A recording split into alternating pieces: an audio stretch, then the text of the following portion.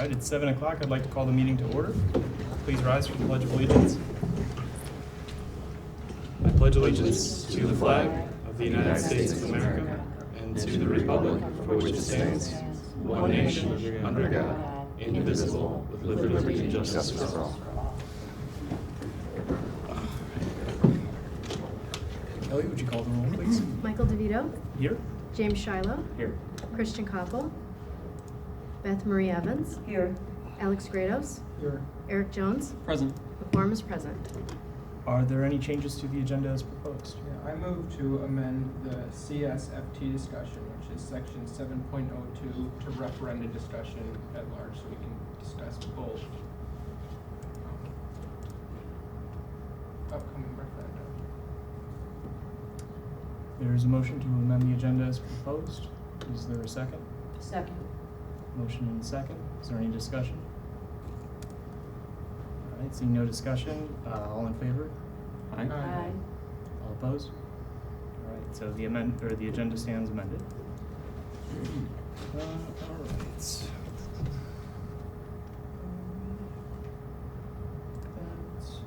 All right. The next item on the agenda is the consent agenda. So, on the is there a motion to approve the following items, section 2.01 through 2.10, minutes of regular meeting July 30th, 2024, minutes of executive session July 30th, 2024, minutes of special meeting August 13th, 2024, minutes of executive session August 13th, 2024, bills payable, financial reports, personnel report, which could include employment, resignation, retirements, terminations, leaves of absence, policy 370, succession of authority, FFA national and state convention field trips, music department Nashville 2025 field trip. So moved. Second. Moved and seconded. Roll call. Oh, Kelly, would you call the roll? Koppel. Yes. Evans. Yes. Grados. Yes. Jones. Yes. Shiloh. Yes. DeVito. Yes. Motion carried. All right, is there a motion to approve the NIA consent agenda, items 3.01 through 3.04, NIA treasurer's reports, NIA bills payable, NIA personnel report, NIA contract/vendor agreement report? So moved. Second. Moved and seconded. Kelly, would you call the roll? Evans. Yes. Grados. Yes. Jones. Yes. Shiloh. Yes. Koppel. Yes. DeVito. Yes. Motion carried. The next item on the agenda is public comment. At this point in time, I just want to draw attention to board policy. Let's see. Oh, sorry, we're going to jump to the public hearing. Thank you. For the section 4.01 fiscal year 25 NIA budget. So I'm now opening the public hearing. Is there anyone who would like to address the budget for the NIA at this time? Seeing that there is no one here, we're going to move to close the public hearing. Okay. Now to audience visitors. Thank you. Audience to visitors. So now pulling up our, let's see here, public comment. So just reminding the public, if you could keep your comments to 3 minutes, state your full name and address, and address the board with the appropriate decorum. Is there anyone from the public who would like to address the board at this time? Yes. My name is Roger Craddock, and my daughter was Oh, Roger, real fast, would you state your full name and address? Roger Norman Craddock, 2219 Highland Drive, Sycamore. Thank you, sir. My daughter was misrepresented on the bus. On Thursday, the teacher gave her the wrong bus pass, and she was delivered to the wrong place. They called the bus driver says, "I do not have your daughter." Thank God my son found the bus and got my daughter off, or she would have been dropped God knows where. My daughter also, the same day, fell on the swing set, and the teachers say, well, she said somebody pushed her, teachers say she jumped. I don't know, kids will be kids, but regardless, Principal West said that 3 teachers witnessed her fall, and no documentation, no trip to the nurse call, no call to my wife. Turns out my wife, or my daughter, broke her metatarsal on her right foot, the same leg she had surgery on 3 weeks ago. My son at West School last year fell on the swing set, broke his arm, or fell on the swing set, went to the school nurse, they packed his arm in ice. He went through the whole day at the school. Once again, no call to my wife, nothing. And he got home, and I looked at his arm, and it was all black and blue. Took him to the hospital. He broke his arm in 2 places. No call to me, no nothing. I don't know what it's going to take to fix what's going on at West, but I wanted it to be known in public forum. Thank you. Is there anyone else from the public who'd like to address the board at this time?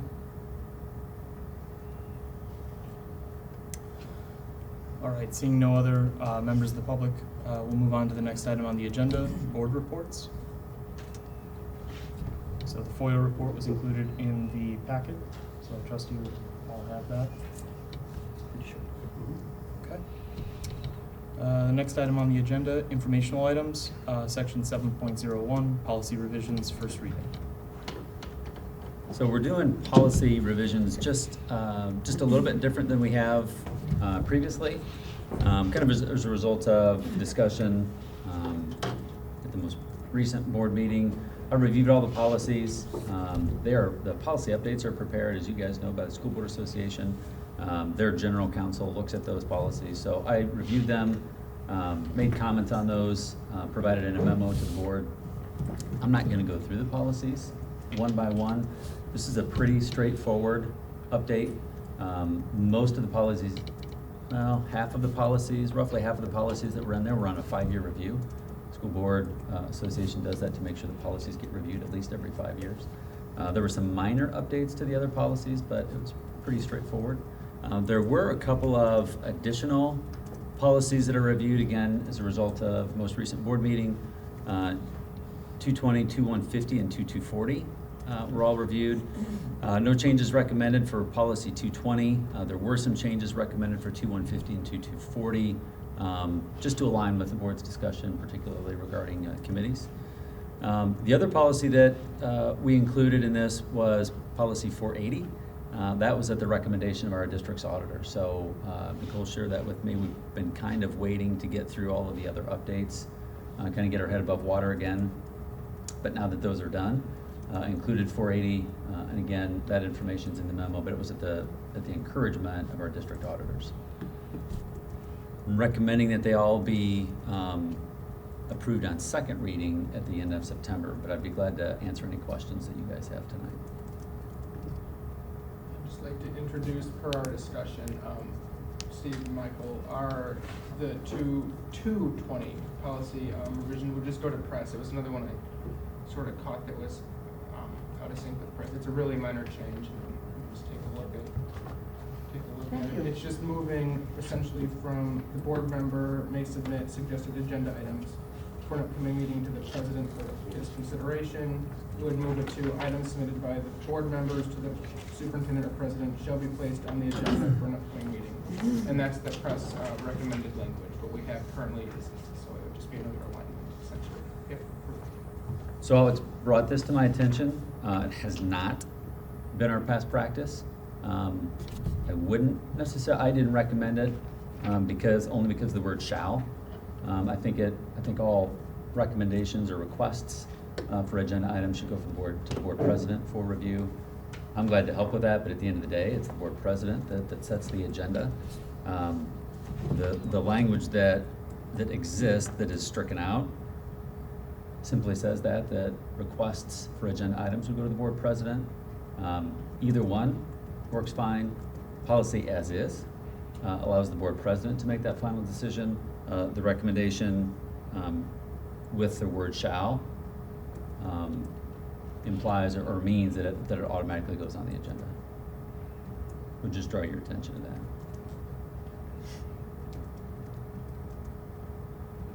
So these are informational items, so there's no motion or second needed. So at this point, just going through, does anybody on this list of, and I'd say the memorandum has a really good summation of documents.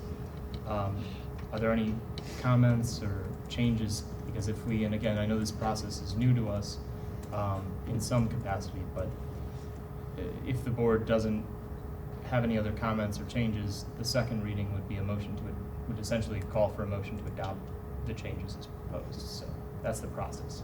So at this point, does the board have any comments about any of these, including Alex's revised 220 meeting procedure? Yeah, I know that I thought the same thing when we talked about 220, but I don't know if I've got a strong feeling one way or the other, which is gonna be the preferred. I mean, I'd rather not be in a position where you've got a president who maybe prevents things from getting on the agenda because of personal wishes, which has never been an issue to my knowledge. But I guess it also doesn't stop it from being a motion during the meeting as well. So if that situation were to arise, I see how it could be overcome by a majority vote at the board meeting to get it added to agenda. Am I correct in understanding that? That is correct. My thinking here is we would clean up the process. We've had sort of a backlog of future agenda items we're working through, but this would sort of allow items to flow through more efficiently. So there might be, oh, I forgot to add it, it's just practice. True, but it could also make the meetings less efficient if 10 people were to add Right. Yeah, A but bunch we of could things. just motion to the meeting as well, so.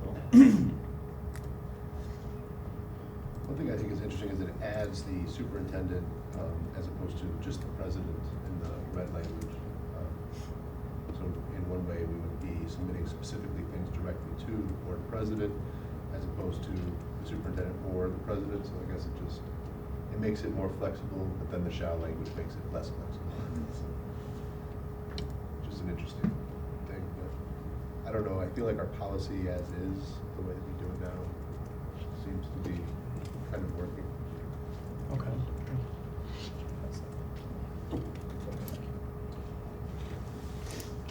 So what I'm thinking, it seems like this is the one that's a little more controversial, is kind of strong word, but we have some mixed feelings. So could we, at the next meeting, have two votes, one for this and one for everything else in the press bundle? I mean, at the end of the day, the board just needs to propose a motion at the next meeting to approve. And so that motion could encompass all or some or none. This is purely just informational dialogue. So if the board feels comfortable with this discussion and has no other comments to make, I'd just say be prepared at the next board meeting for a motion and a second in whatever capacity you'd see it fit. So to Alex, your point, it could happen, sure. It was more of a procedural question. Oh, yeah, yep. Any other comments on the informational changes here or informational proposed policy amendments? Any of the other? No, but I like the memorandum, so thank you. There you go. Yes, No problem. that was, what you should read in that little press, blurb. I think I need the actual book. There's as an added piece of information, if you go into your IASB portal, if you can see and this is just everybody, there's a press policy section, so you can see the unamended version of just press policy. And if you wanted to, you could compare it to our board policy, so as to see where there are differences. Any policy that's earmarked with 3 at the end of it signifies local policy. So, and then exhibits, of course, are just procedural. So just kind of some fun little pieces. So seeing as we're not doing a policy meeting where we talk about this is all happening at the board level. So, okay, so we'll move on to the next item then, which is the newly amended discussion on referenda. So at this point in time, is there any discussion the board would like to have related to upcoming referenda?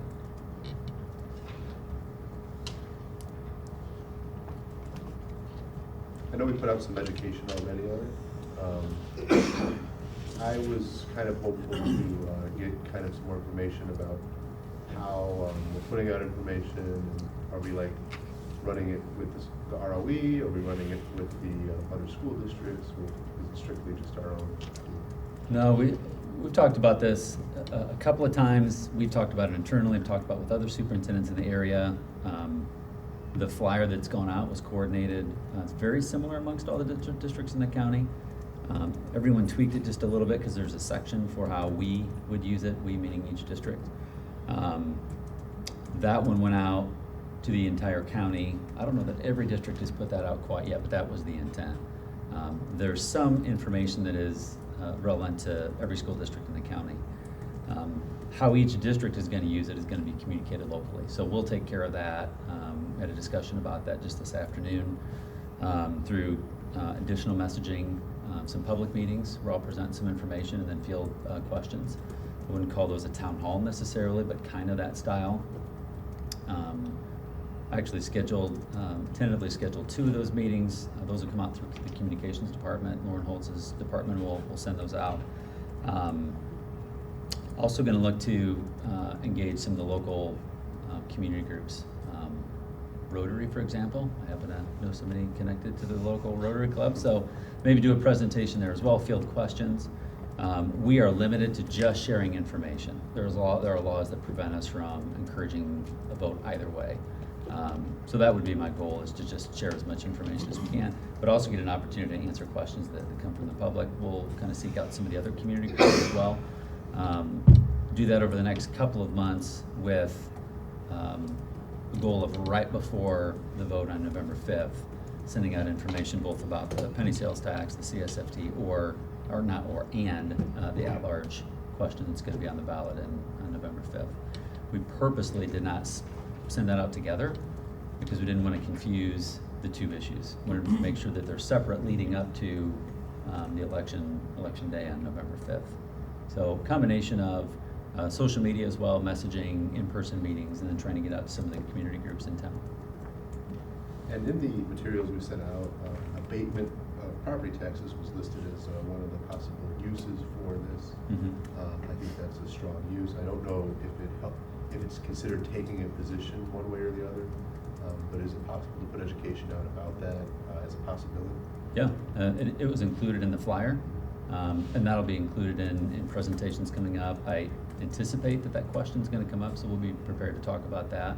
That's one of the possible uses of those funds is to use to abate property taxes. Yeah. Something I think it would be beneficial to get consensus on, because it might have happened and I misunderstood. Is the board in agreement that we would be okay using some of the funds, shall this referendum pass, on facilities as indicated in the flyer?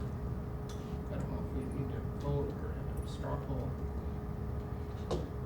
I mean, at this point, we certainly don't have to vote on anything, but this is an informational segment, so anybody can say anything they want about this topic on the agenda, voice an opinion, take a stance. So. Because I know, Eric, in the past you indicated you want some of it to be abated. So, like, I don't know at what point do we decide how we do that, and what percentage is abatement, what percentage goes to facilities. I don't recall supporting abatement in any of my previous stances on it. I may be misremembering that, but I don't know that I'm prepared at this point to make a stand one way or the other on what would be the best use of those funds. I think we've got some work to do to figure out what the need is from a facility standpoint and what our other funding options are going to be before we figure out what portion of these funds would be available to rebate back to taxpayers. I don't have the information at this point to make a stand. I had mentioned the abatement being important to me, and one of the reasons I voted, beside the fact that it should go before the people anyway, it's going on a ballot, so they can vote against it, but I think that is an important point, as opposed to, having your property taxes go up if this money could be used for facilities or, split in a fair way. What could be as fair as possible. Of course, I'm always thinking, I wish that we would get somebody that wanted to volunteer to write grants so that we could get money in other ways for the facility. And hopefully we can get some work done in the high school, now that we're gonna have the new building. So, the wording on the ballot still remains a concern to me. It sounds very bad. If you read, because if people aren't educated and they don't understand what's being taxed, it appears that everything's being taxed. when you read that language on the ballot. So I wish that could be different, but. I think that's a really good point. I don't mean to interrupt you, but I think Oh, that's a no, really that's fine. important point. That's something that we will emphasize, you know, in future messaging. Certainly something that I want to make sure that I discuss during presentations, answer questions. You're right, the language makes it sound like it's all, you know, goods, right? And there are a lot of exemptions, agricultural inputs, cars, medication, groceries, a whole host of things that are exempt. My past experience is that that's really important to make sure that voters know in advance so that they have an opportunity to kind of mull that over and make up their mind before the 5th. But I think that's a really good point, Beth. Right, because if I was an uninformed voter and I was just going to vote because I felt I should go vote, and I saw that, I would say no. Without, you know, because it just says, do you agree with a 1% tax on sales? And it's going, to me, going for a good thing. You want to help the school district. I mean, I would, but the economy and everything. So yeah, I'm just hoping that a lot of people will show an interest in coming to these meetings and becoming educated. I agree.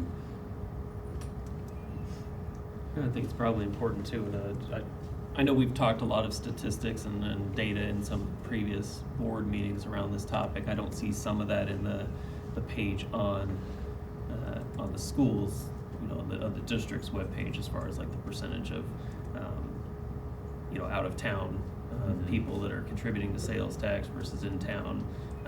You know, some of that stuff that I think helps at least provide the messaging that this is perhaps a better alternative revenue source than increased property taxes. So that might be important information for them to be able to reference here. I don't know if we had in any of those meetings, and it's just coming to mind now as I'm reading through this and looking at kind of that services versus retail sort of footprint. But what does the sales in Sycamore look like? Because it seemed to be off top of head that most of our sales are service related and grocery, and we don't have a ton of retail space relative to DeKalb. So I'm kind of curious, you know, even though it's a county-wide sales tax, is it impacting Sycamore businesses the same way maybe that it's impacting DeKalb businesses? That might be good information to know during some of the presentations. I don't have that, but I'll look and see if we can get that. And I don't know if we have data at that level, or if it's just Yeah. county-wide data.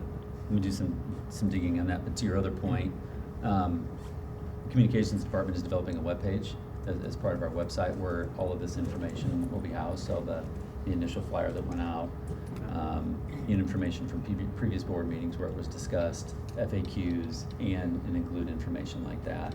You know, the percentage of purchases that are made by people who live outside of DeKalb County, that'll be included too. It's about 42% of purchases are made by people who live outside of, or organizations who live outside of DeKalb County. So that's an important piece. We'll make sure that gets on there too. Ultimately, my concern here is that the board, I want to make sure that since we've said this will be used for facilities, the board would at least not reject that, because I worry that if we say it's for facilities, then we end up wanting a full abatement, or the board decides we should spend this all on mental health professionals. That our communication that perhaps swayed votes one way or another doesn't align with the actual use of funds. So that's my concern.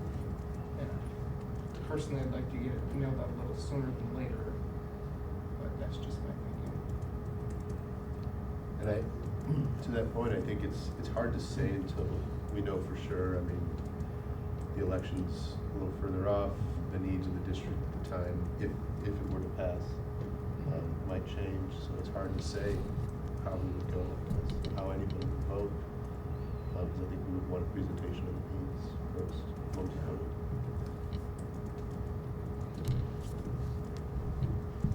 Does the board want to discuss this topic before or after the vote in November?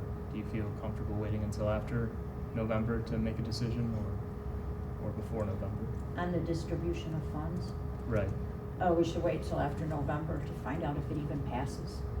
I would say before, so we can give a stance on what we would do with the funds. Okay. But if if it should come up, there should be some serious problem in the high school, because to my understanding, the plumbing is very old. And, see, once you say that, then you have to do it. Well, that's what we already said, we spend it on facilities. And, no, it didn't just say that. So, Christian, you have Abatement is opinions mentioned, was going Which about was a that? choice, but then it said the district plans on using this for facilities. But didn't you say in the presentation, in the letter that went out, abatement was mentioned? Abatement is included, yeah. So- As a possible The- use. It's the not funds can- permitted use. The funds can only be used for facilities, whether it's building, renovating, securing debt to pay for, securing bonds to pay for those costs. You can pay as you go, or it can be used for abatement of debt that was used for facility improvements. It can only be used for a facility. My concern is if you say that now, then you have to fulfill your word. And it's not that we're not trying to be transparent about what we're doing with the money, because it's stated what it can be used for. Well, that's But what I'm should there be saying, yeah. some kind of emergency that we had to fix something, but we said, oh, we're gonna use it for this? Is there any other comment from any of the rest of the board on this? I would just say if we were to vote on it before the election, before we even knew if it passed or not, it would be viewed as a promise to the stakeholders and people of Sycamore. So it would be like a promise with a huge asterisk next to it. Okay. Just, but if something happens, we're gonna change our tune. So I don't wanna be making any promises that, might be left open. Right, that's my feeling on it as well. I Although think- I see Alex's point, Well, I feel we but already made the promise. Eric, what was your comment? Well, I think the community deserves to know what our best intention is for these funds. And I don't see how it can be anything other than, and facilities obviously has to be the top priority. Yes, abatement is an option, but I don't see how we can be staring down 90 million in infrastructure needs and say we're going to voluntarily abate this to appease people. I don't, even the full amount of this funding only secures, what, if we issue it through bonds, maybe 24 million, I think was the number, if I'm remembering that off the top of my head. So this covers a quarter of our infrastructure needs. So to make any sort of commitment that we're gonna get through X, Y, Z, and then we'll start abating taxes, I mean, our needs are gonna change year to year as things come up, as you've pointed out. And I'm not prepared to go into this vote committing to refunding any portion of the sales tax to the real estate owners in the hopes that I can keep pushing off work that needs to be done at an infrastructure level, a facilities level. We either need this money or we don't, and if we don't need it, then why are we going out to get it? Eric, clarifying your point, do you feel the board should make a decision on the usage of the funds before or after? I think that our messaging should be consistent, that we intend to use this funding for the infrastructure needs that we have. I'm fine with the language that's on there right now. It certainly can be used to abate if that were ever an opportunity. It can be used for school resource officers if for some reason our funding situation were to change. And I think it's fine to acknowledge that and let people know that those things can happen. But for anybody to make a commitment that we know what we're gonna be doing with these funds 2 years from now, 3 years from now, 4 years from now, I don't know how DeKalb could say that. I don't know how we could say that. I don't know how anybody could say that, because we just have no idea. I was talking to our state rep just yesterday who was talking about the severe funding situations downstate, and he's not confident that the EBF funding is going to be there next year the way it has been, because the state's running a $1.5 billion deficit or whatnot, because tax revenue hasn't been there the way that they expected it to be. So we don't know where these issues are going to come or when they're going to come. And so I'm just not prepared to say, hey, taxpayers, here's something that we need, but we may give some of it back to you. We're going to give 10% of it back to you. We're going to give 20% of it back to you. I'm just not in a position that we have enough data to do that. I can confidently say, if we had these funds, here are the projects that we could start tackling with them. Sure. And that's as much as I can say as a board member. Is That's there what I anyone else wanted who to hear. hasn't spoken to this issue want to speak about this? Okay. Alex, you had a comment? Well, I think there was a misunderstanding here. That's all I wanted to know is, are we, as a board, okay with the possibility of using it on facilities? Because I don't remember ever coming to consensus that we would be okay. I'm fine with it, just the possibility. Because I wouldn't want to say we're gonna use it for facilities, then the whole board says, no, I'd only vote to approve a budget provided all of this goes to an abatement. I was never under the impression that that was. Well, I guess I didn't have an impression one way or another, I wanted to clarify. No, I think what it was is, at least my position, and the reason, because when I first heard about this, I'm like, no, it didn't sound good to me. Increase in tax never sounds good. But then I thought, well, if we would be avoiding raising property taxes on people that live in the district that possibly don't even have children in the school, by abating some of it or being able to use the money for facilities so that we didn't have to do a tax levy and increase their taxes to fix our high school that's starting to fall apart. Because we're kind of between a rock and a hard place with it. And so that was my whole reason for even voting yes on putting this on the ballot. Other than, I do think people have a right to vote on it. Like, if it's on the ballot, they have a right to know about it and say yes or no. So we've intended, thank you, Beth, for those comments. We've intended 10 minutes to this discussion item. Does the board want to continue discussion? Or if the consensus that I'm reading from this group is that we're not going to take any further action on this item down the road, and that we should move on to the next agenda item unless you feel we need to speak more on this? Okay. So then we'll move on to the next item on the agenda. Thank you, everyone, for all your contributions. I appreciate it. Sorry, keep trying to keep us on though. All right, so the next action item is section 8.01, approval of resolution regarding the fiscal year 25 NIA budget. This is an action item, so this needs a motion, a second. We'll host discussion, if any, and then take a vote. So real briefly, our school district for many years has acted as the administrative and fiscal agent for NIA, Northern Illinois Association. I always call it Alliance, but it's Association. They provide special education services for students in 30-plus school districts across the northern part of the state. They do not have their own elected Board of Education, so we act as their administrative and fiscal agent.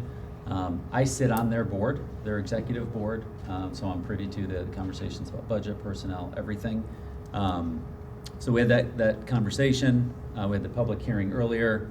I'm recommending that our board approve their budget, their operating budget for fiscal year 2025. There's a recommendation. Is there a motion? So moved. So let the record reflect that the motion is to approve the resolution regarding the fiscal year 25 NIA budget. Is there a second? Second, Jones. Motion and a second. Is there any discussion from the board on this issue?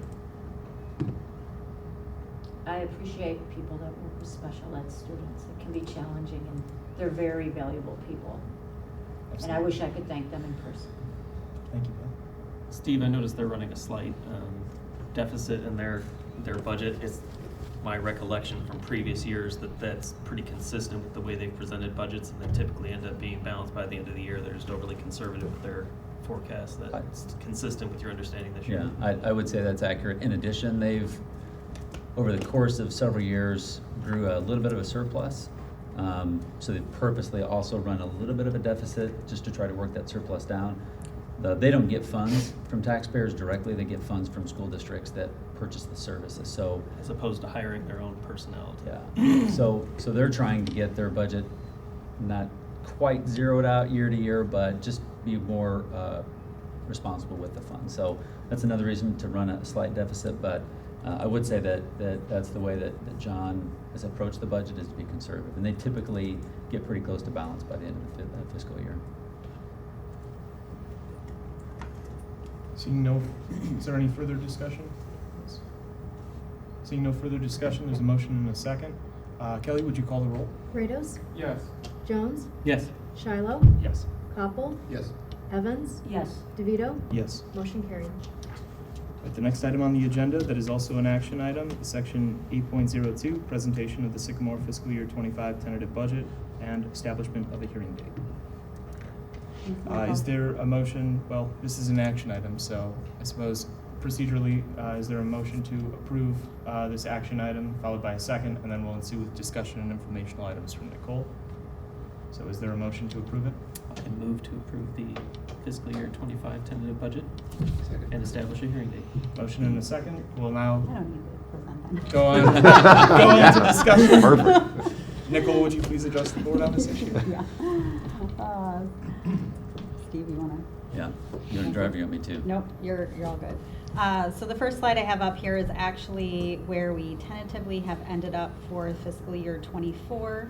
Our school district is on an accrual basis, which means that we have to make sure that everything that should be expensed and moved into our revenue for fiscal year '24 needs to be actually committed to '24, and that's done through our audit, which will be happening next month.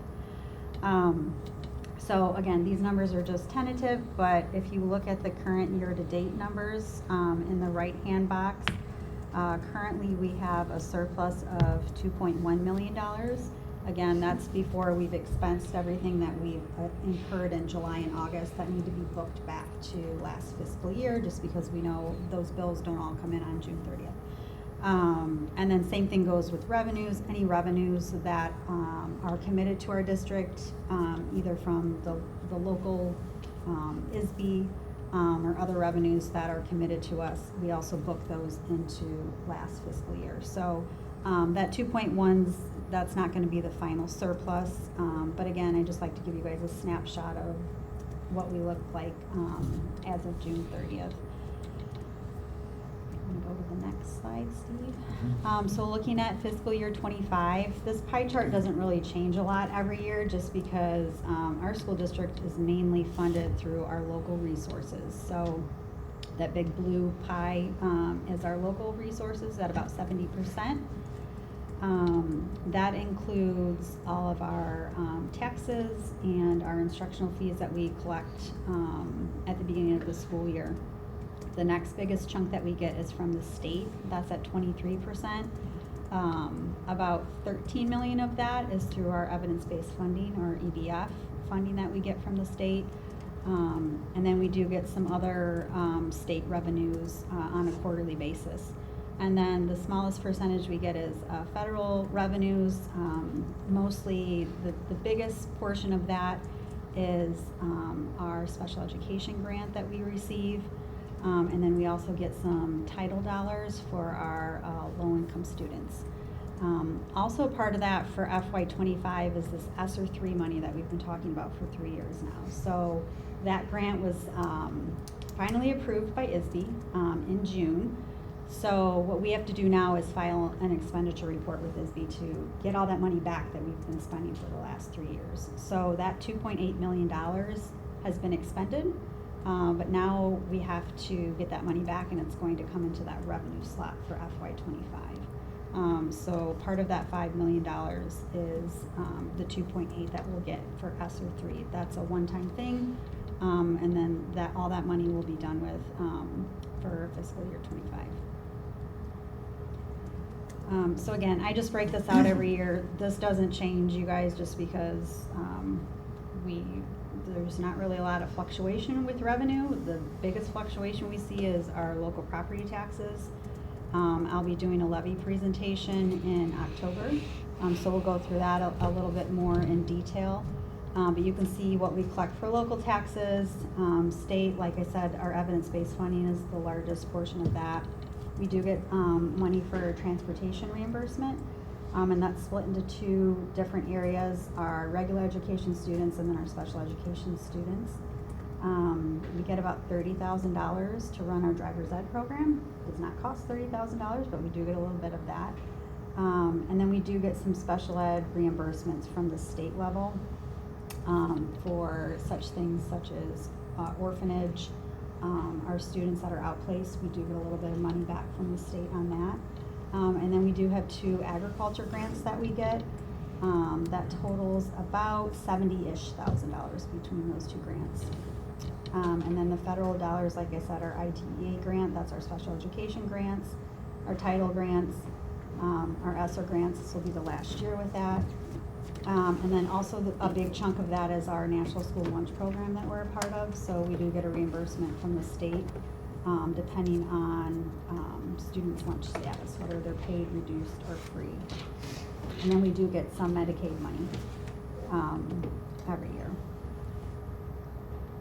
So then on the expenditure side, again, this doesn't really fluctuate a lot every year. Most of our expenditures are our salary and benefits, so that's gonna be the blue section and then the orange section. So that's about 80% of our expenditures are salary and benefits. And then, so the rest of it is split between the other objects that we have, some purchase services, supplies, and then our capital outlay. So, again, biggest expense is gonna be our personnel. We meet with our building and program leaders every year, and we go through any personnel additions that they are asking for. We get a long list every single year, and we have to go through and decide, you know, on a priority basis what we can afford, and what is based on needs for our students. So for the fiscal year 25 budget, we do have a new section of early childhood, and again, that's based on our enrollments and our creation of our Preschool for All program. And then also looking, just based on caseloads, is adding a 0.6 FTE for our speech language kiddos. And then on the non-certified side, we did add a new information system support specialist position. So looking to get our tech department kind of built back up after we used to have a lot more FTEs in that area, and when we had to make all the reductions years ago, that was one area that we looked to add some more FTEs in. So district-wide, 2.6 additional FTEs, and again, that's been built into the budget for this year. From a contract perspective, we have 3 negotiated contracts that we work with. Our certified staff, SEA, our non-certified staff is our CESA contract, and then our custodial maintenance staff. Custodial maintenance will go through this year, so we'll start to negotiate with them towards the end of the school year. And then our certified staff is the following year, and then CESA is the next year. And then on the benefits side, I like to include this because the board can see what we pay on those salaries as far as benefit goes. The first 2, the TRS and the THIS, that's for certified staff. IMRF and Social Security is for our non-certified staff, and then Medicare is for all of our staff, and then health insurance is a benefit that we do offer to all of our full-time employees. So another piece we look at is our operational budget. So that includes our building budgets, tech, learning and teaching, athletic and extracurricular, O&M, and transportation. So we meet with each of those leaders and we go through their budgets. Their budgets have pretty much been flat for the last 5 years. There's been a little fluctuation here or there, but that equates to about $7.5 million of the overall budget. So it's not a huge chunk, and our leaders are very diligent in making sure that they have the appropriate amount of money that they need to run their building or their program, but not asking for kind of things that they don't necessarily need. So I just like to include that. I don't know, Eric, maybe you're the most veteran one, if you remember those 3 nights of meetings we used to have. And they used to come present to the board, but. The hairs are standing up on the back. Yeah, it was in February too, so it was the shortest month with the longest meeting, so.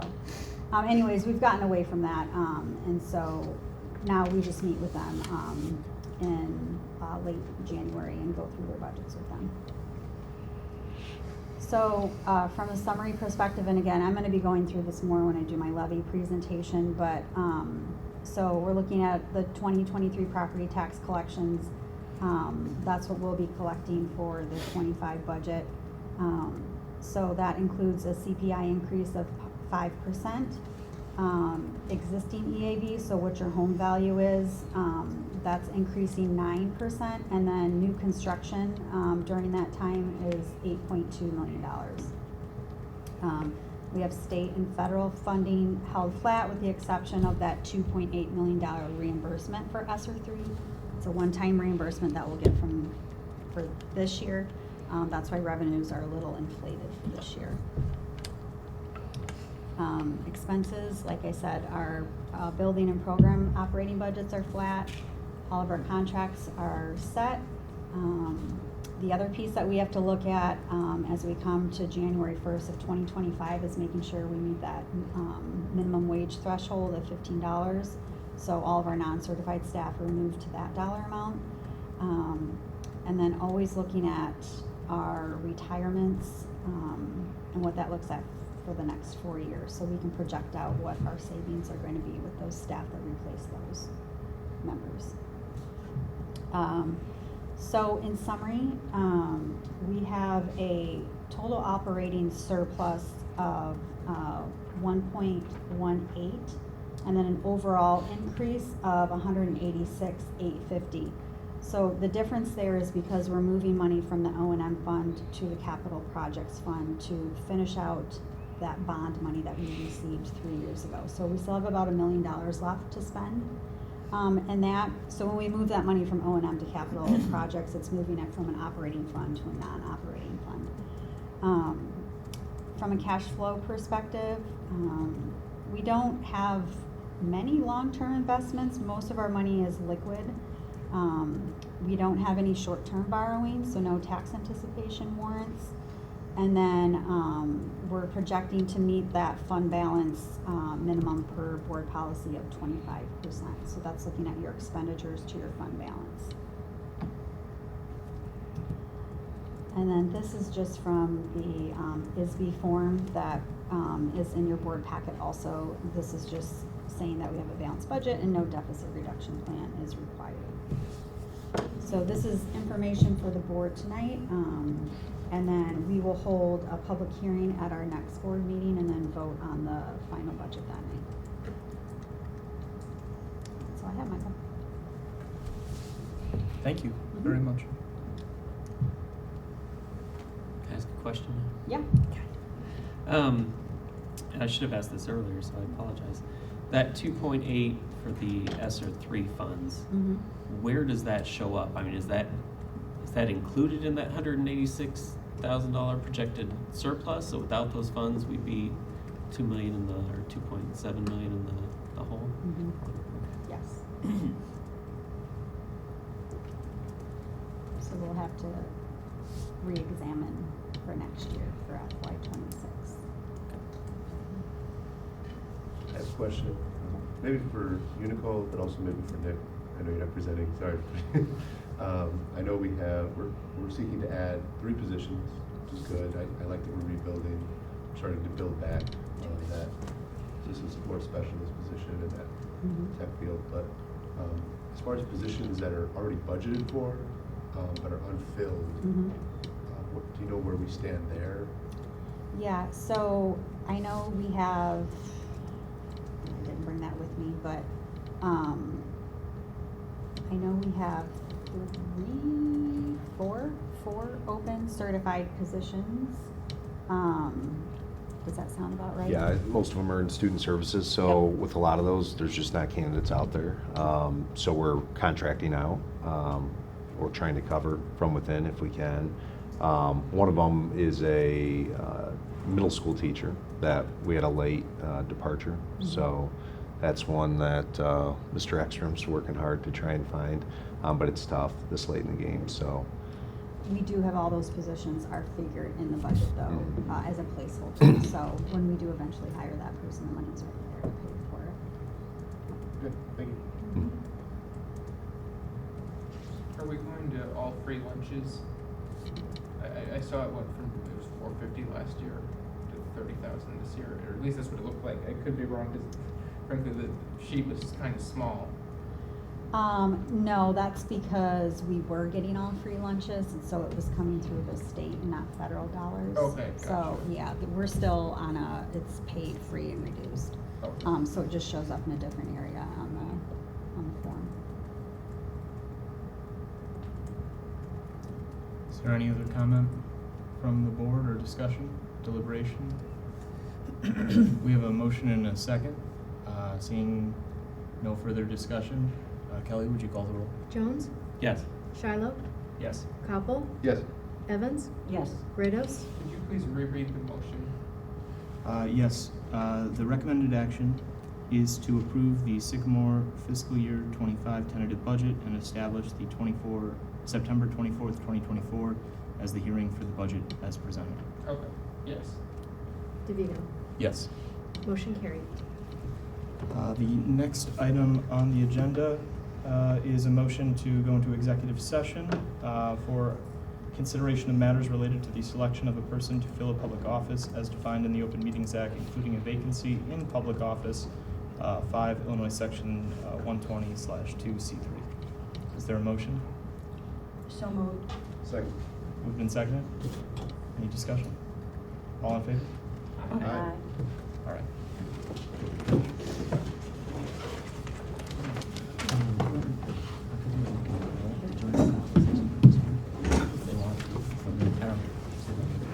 Um, All right, we're back in open session. Yeah. Is there a motion to I know. adjourn? So moved. Second. Moved and seconded, all in favor? Aye. Aye. We stand adjourned. They did